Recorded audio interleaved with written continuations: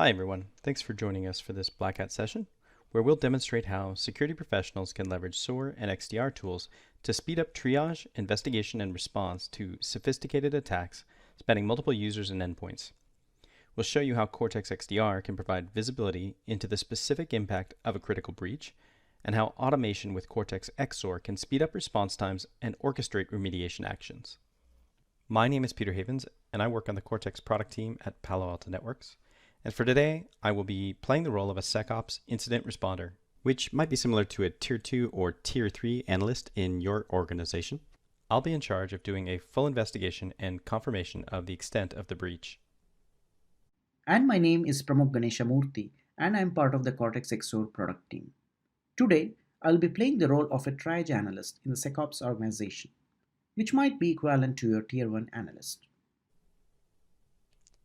So we have a pretty interesting attack scenario for this demonstration, which was cooked up and executed by our very own cybersecurity guru, John Bradshaw, here at Palo Alto Networks. For the purposes of this demonstration, we have disabled prevention and left sensors in detection-only mode. This gives us a better picture of the defenses across the life cycle of the attack. The attack itself takes several hours to execute, so prior to this, we've gone through the entire process.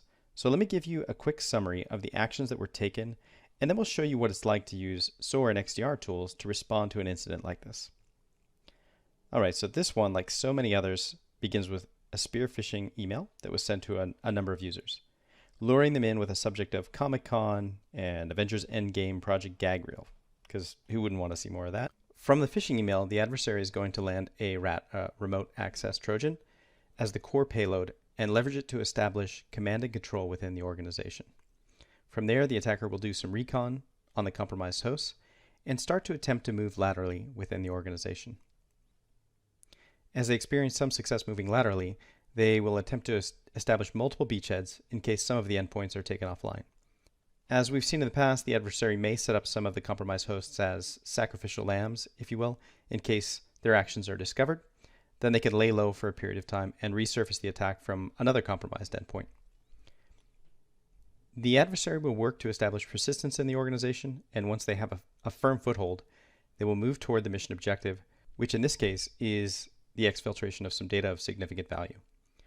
We'll uncover more as we investigate the attack.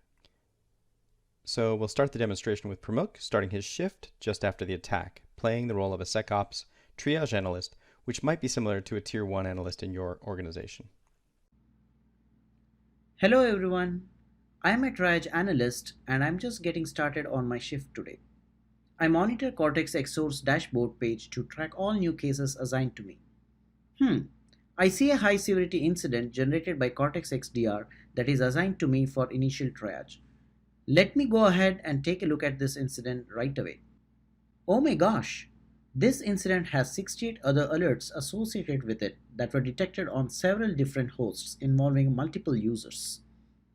Before I take a look at this case on Cortex XSOAR's case management section, let me mark this incident as favorite so that it is readily accessible to me all the way through its successful remediation.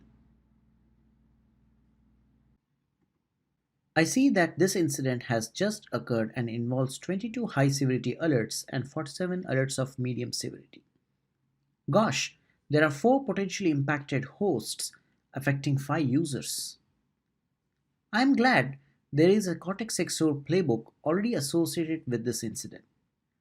Playbooks are task-based workflows consisting of incident response actions that run automatically in the work plan section. Playbooks can also enforce SLA either on the individual task level or on the overall playbook level with the help of a timer. This saves a lot of time for our team to conduct advanced security research.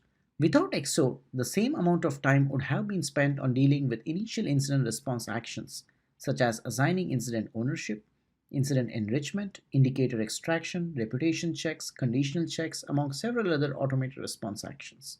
In fact, it was the playbook that automatically assigned me the ownership of this incident, as it knew my shift schedule and also had learned about my past incident triage actions. Thanks to XSOAR, today we use the saved time to perform security research on latest cyber threats that helps us in strengthening our overall security posture. The playbook has already executed several initial tasks such as performing XDR alert sync, checking if there is user information in the XDR incident, and if so, extracting user info into the incident context. All the tasks under File Analysis section have also been completed. It seems there are files to be analyzed. This task has used Palo Alto Network's autofocus to perform sample analysis on the files and has provided the list of parent processes and actions. It is interesting to note the mention of several processes along with registry information. I will go ahead and mark the registry information as a note and add the details to the evidence board. It is possible to add the details to the evidence board right from within the task.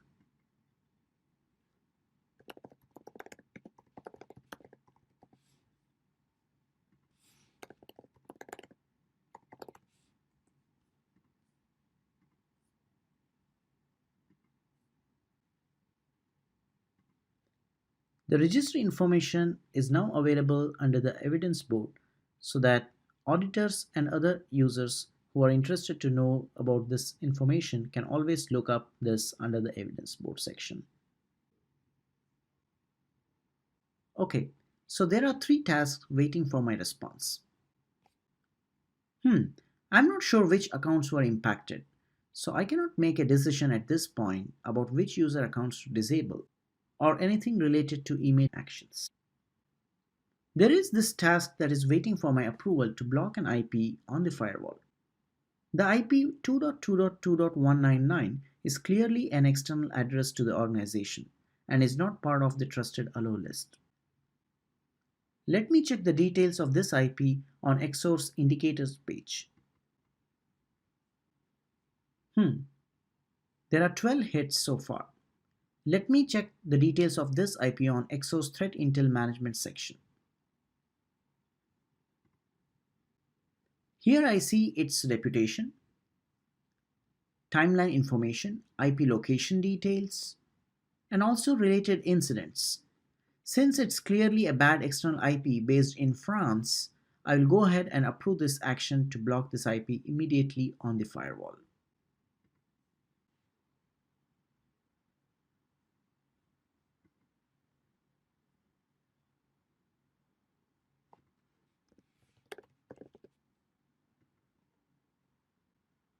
Lo and behold, the external IP address have been blocked successfully.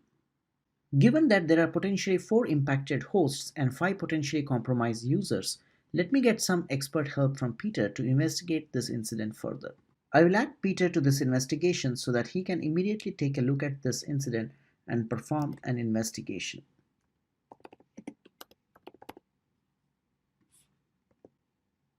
Cortex XSOAR's War Room functionality really makes it easy for me to actively collaborate with my teammates and get immediate help. Okay, so I'm just waking up and I've got a notification on my phone that I have a new incident to investigate. Probably nothing serious, I hope, but I'd better take a look. All right. 4 hosts, 5 users, an active threat, high severity. I'd better dive into this one right away. So the first thing I will do is open up the XSOAR homepage, and I see a new incident.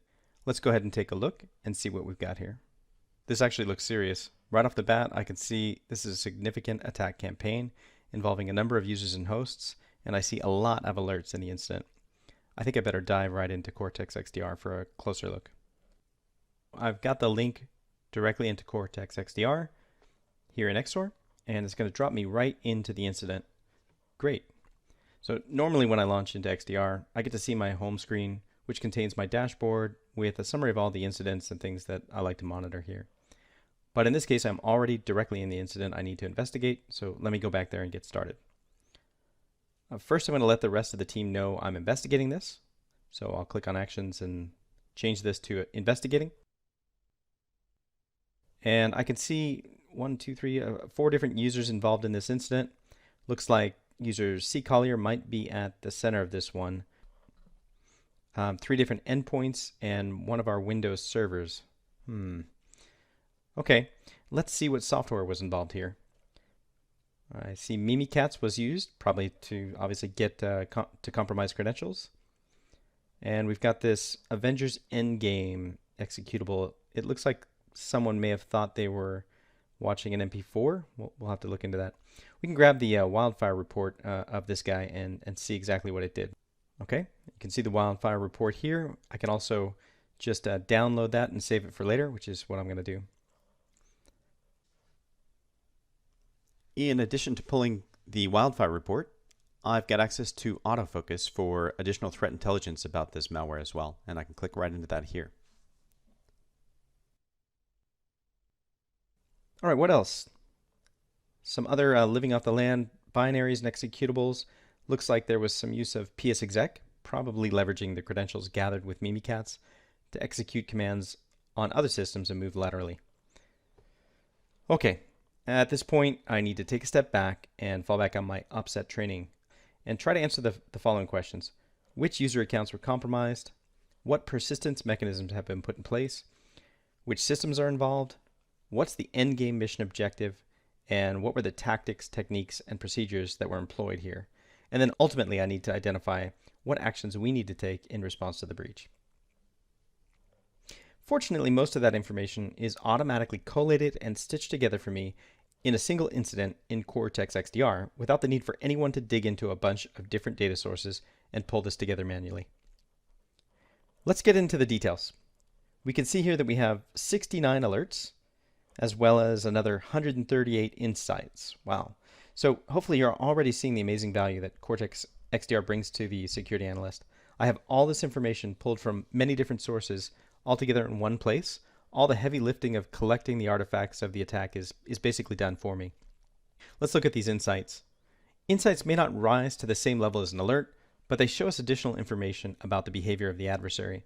And with this one, we can see there's a full-fledged attack with some data collection happening, credential access, discovery, evasion, execution, lateral movement, you name it, a lot of reconnaissance as well. If you want to know more about these specific TTPs, I can scroll over and find the links to MITRE, which will provide me with all the details I need. All right, well, let's see where this all started. I'm going to sort my alerts by timestamp and analyze the earliest one. Looks like we've got a firewall alert that fired first. And then I can see that we started to get some alerts on PC1, and that is associated with user C. Collier. So I'll analyze that and see what happened there. And remember, for this demonstration, I have everything set to detection only. If prevention on the firewall or on the endpoint agents was on, we would have stopped the attack here and at numerous other points in the attack lifecycle. Let's look down the timeline a bit more. I see our second system here, and the user was W. Sanchez. Let's analyze that as well.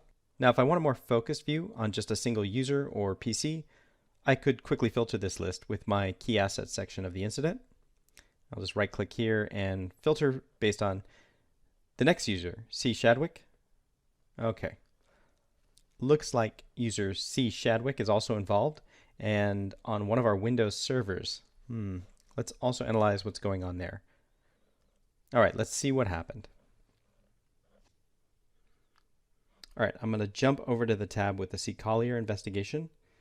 And there we've got a nice picture of everything that was going on in this flow. Let me zoom in here and see what we can see. Looks like a lot happened here. And right off the bat, I would probably isolate or quarantine this endpoint from my actions menu here. But given this is a shared demo environment, I don't have that option or access to do that. But that would likely be my first action if I did. That way I could make sure this endpoint could not participate or initiate any other network activity other than the communication to our XDR service or other facilities that I've set up as allowed when the endpoint is isolated. Okay, looks like this started with 7-zip. So somebody's opening a zip file. And then we have a file type obfuscation alert here and a process with a double extension. It looks like our user thought they were watching a gag reel video, but instead they were executing the malicious payload, which launched the Quasar client. Then it looks like it jumped through some hoops to relaunch itself, probably with elevated privileges. Okay, looks like it's scheduling a task to start the Quasar client on startup. And there we go with RL set to highest for elevated privileges. There's a bit of persistence. From there, it looks like we have a lot of commands that were executed from a CMD prompt. We can look at those. We'll scroll up to the top here. Looks like it may have started by attempting to kill the antivirus agent first. And then we've got some recon going on here. Seems to have started with, let's see. Looks like it's looking for user group information. Probably trying to find a user who might have access to something important. Okay, here it's trying to gather credentials via Mimikatz and proc dump on LSAS. If you wanted more information on this technique, we can click on the alert here and jump right to the detailed description of the technique in MITRE. All right, back to the investigation. Okay, so if we keep going down, ultimately we can see the attacker is leveraging what he's learned in the reconnaissance phase and attempting to execute his payload on other systems on the network. Well, I have a pretty good high-level idea of the adversary's motions here on C-Collier and PC1. Let's hop over to one of the other systems and see how some of the other users and computers were affected. All right, so I'm going to open the tab with the W. Sanchez investigation. And we've got our causality view again. It looks like a lot of the same, and that makes sense as it's the same payload. We can see here the start of the execution is different, as on W. Sanchez's system it began with ps-exec rather than 7-zip, and that lines up with what we saw in the lateral movement from C-Collier's system. It looks like this Quasar client is at the heart of the attack. It would be interesting to get the wildfire report on this, so I'll just click here and download that. Again, if you wanted to look at the wildfire report, it's right here in the interface. Great, so I have full access to the dynamic analysis wildfire did on this executable. I can view the details here, but I think I'm going to save this for later. So let's close that and have a look at some of the commands that were executed on this endpoint. Okay, looks like some more credential harvesting was done, so safe to assume we have another compromised account. Let's take a look at some of the processes.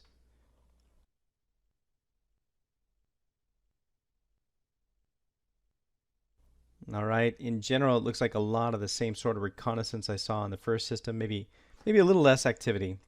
Let's take a look at our third system.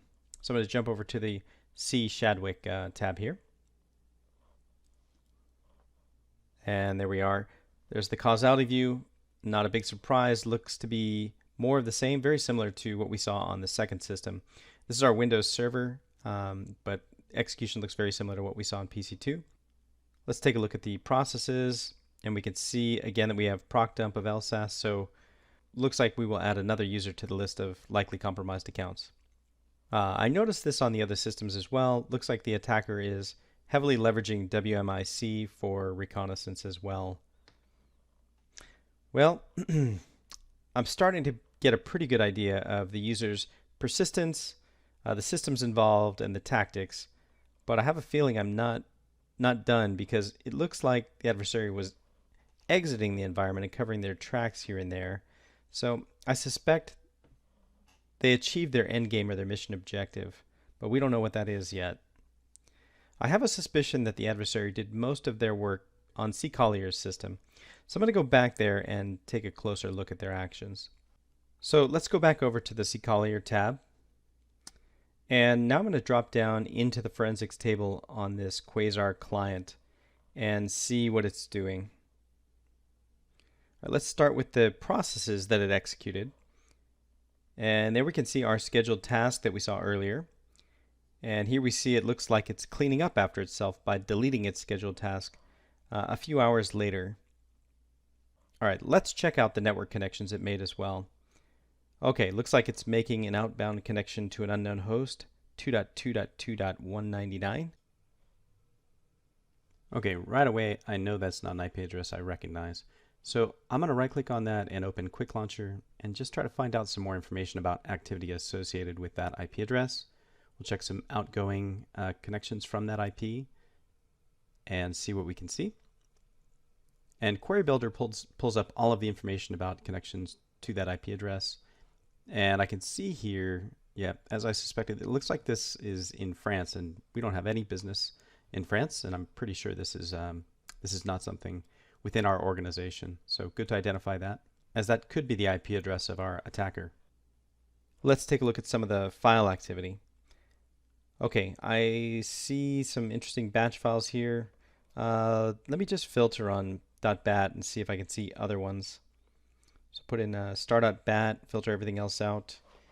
All right, and I see a recon.bat file. That's likely what initiated all of the netgroup recon and WMIC commands that we saw. And I can get this level of detail for process activity, file, network, and registry activity, as well as the DLL modules loaded, etc. on every step of the execution.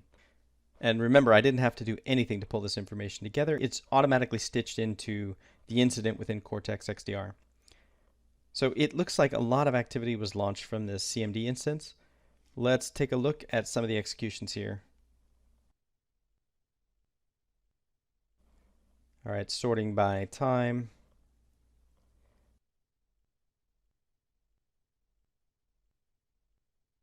Uh-oh, okay, that doesn't look good. SQL command. I know that IP range. I think that's one of our customer database servers. And it looks like we have another compromised user account here, the SQL SA account. That is not good.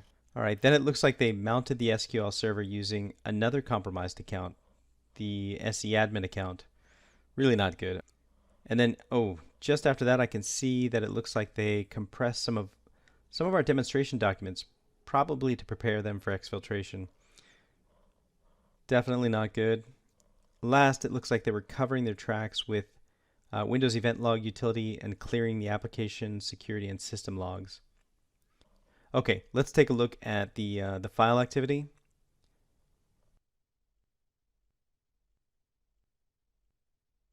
All right, what's this? Looks like they created a backup file. Wonder what they were backing up. There it is on the DB server again. Okay.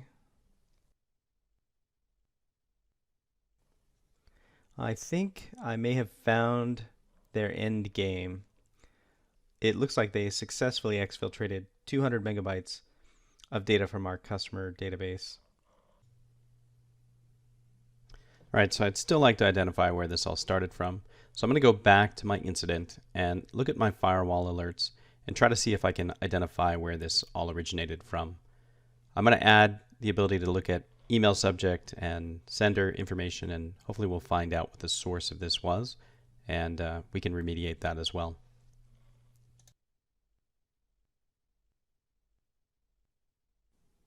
Okay, here I can see the email subject, the sender, etc., all the information about where this started from, and that should be an XSOAR, so we can respond and pull those out of Exchange Web Services.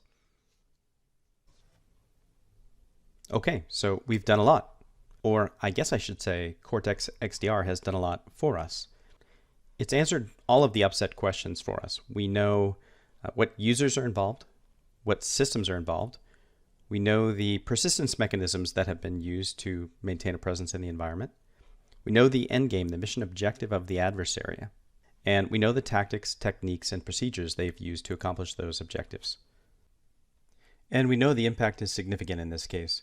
So here's hoping we've got a time stone lying around so we can go back and turn prevention on. Otherwise, we've got some serious damage control to do in relation to this attack. But in all seriousness, I hope we know by now that prevention is not perfect and no solution will ever successfully block 100% of attacks. If you're not using a solution that can not only do a fantastic job of blocking attacks, but can also provide you the visibility you need to determine what actions an adversary has taken if they got further in the attack lifecycle than you would have liked, then what value are they really adding? I hope this demonstration gives you a sense of the value that Cortex XDR can deliver in giving you that visibility and transparency into a threat actor's behavior. And this is just scratching the surface with what Cortex XDR can bring to the table, coming from the perspective of a breach investigation. After this investigation is wrapped up, XDR provides an awesome and complete solution for you to do additional threat hunting, leveraging the information you've learned from your investigation. You can use the Cortex XDR built-in query builder to do additional digging on similar indicators of compromise, or behaviors that may have occurred in your organization, even if they were not identified as IOCs at the time. All of that information is stored in the Cortex XDR data lake and available for additional threat hunting. In addition, XDR has the tools you need to respond and remediate. We've got both Live Terminal and our script execution engine, which can be used to do further investigation or remediate some of the actions that have been taken on those endpoints. I could leverage our Live Terminal to connect to some of the isolated endpoints and servers. With Live Terminal right from in XDR, I can connect to my endpoints and get an interactive remote interface for examining the running processes in File Explorer. From there, there's quite a bit I can do. I can terminate processes that are running or suspend them. I can start an investigation to maybe get a verdict from VirusTotal or from Wildfire.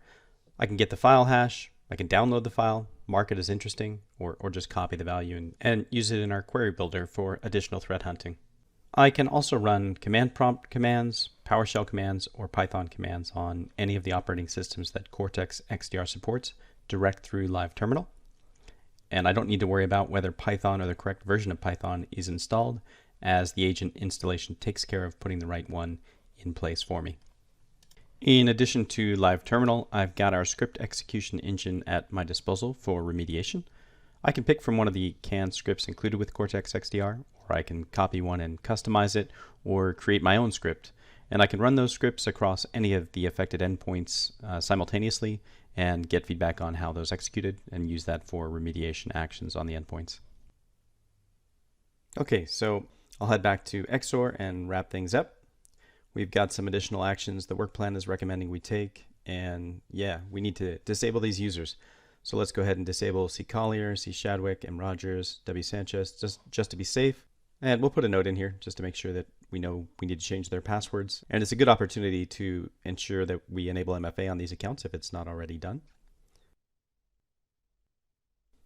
And yes, we identified the email, the spear phishing email that was at the heart of this.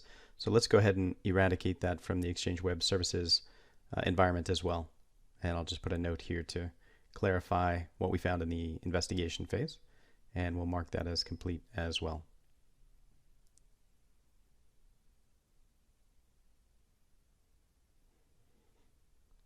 And I've got a few other actions I've got to follow up on, so I'll go ahead and disable additional user accounts associated with the investigation. We'll go ahead and disable the SC admin account we identified that gave access to the SQL server. And finally, I'm going to leave a note from my colleague to let him know that I've wrapped up the investigation and that we have a few additional actions left to do. So that's it for me. I'm going to hand it back to Pramuk to give you a little bit more of an explanation of how XSOAR does its thing. Take it away, Pramuk. Cortex XSOAR has really made our lives easier since we no longer need to have direct access to the enforcement points such as the Active Directory server or to the firewall or to the Exchange web server to perform remediation actions. Once provided with approval, XSOAR takes care of the enforcement of response actions by itself with the help of orchestration. Analysts can always use the built-in command line interface to perform ad hoc orchestration of response actions on other security products from a central place without having to switch screens.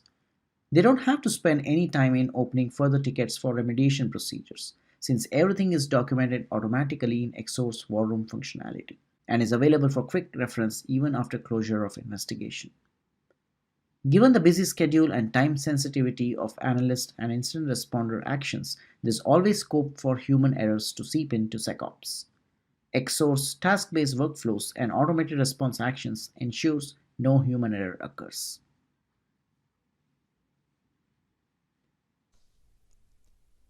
Thanks, Pramuk. I hope we've been able to show you how Cortex XDR can provide automated root cause analysis and unparalleled visibility into the impact of a critical breach. We've done some studies with our customers of Cortex XDR, and we've found that on average it has reduced investigation times by a pretty astounding 88% by automatically stitching alerts across a multitude of users and endpoints and additional data sources into a single complete incident. And hopefully you've seen how automation with Cortex XSOAR can speed response times and really orchestrate all of those remediation actions. Thank you so much for joining us today, and stay safe out there. Thanks.